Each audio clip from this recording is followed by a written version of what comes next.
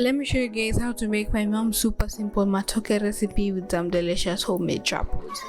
So for this delicious homemade quick fix, we're gonna start with some matoke here, green matoke, and you wanna peel them up really well just to get all of that rind off, and then make sure you remove any that you may have left behind.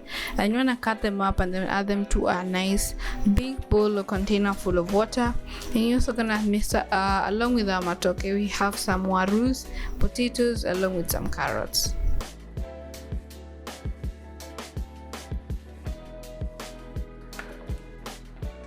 You can cut your warus and your matokes to your desired thickness. You could like divide it to halves or into quarters. It's entirely up to you. Here I'm going to split them down the middle, and for the warus you cube them. For aromatics, we have an onion, we have a bunch of dania, and we have a whole small green bell pepper or hoho, along with one whole big tomato. So once everything is ready, you want to start by frying up your onions in a large pot with some oil until they're nice and fragrant, and then you want to add in your tomatoes, your hoho, and your dania to your fried onions, and then you just want to really cook everything together with a little bit of salt just until it starts to get nice. The tomatoes start to get nice and soft.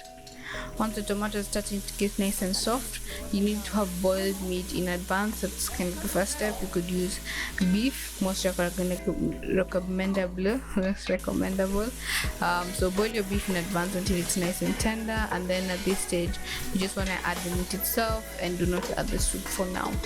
Give that a really good mix, and then you want to add in your matoke, your warus, and your carrots, and then give that a nice toss. So give it a really good mix. Since it was a really big pot of matoke, my mom just grabbed it and just flipped it round and round and round, and it just mixed together really well.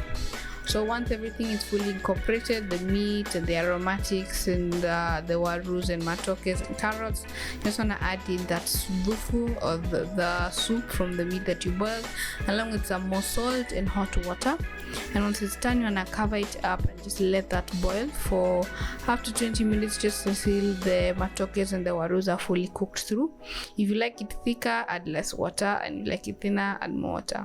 Serve and enjoy.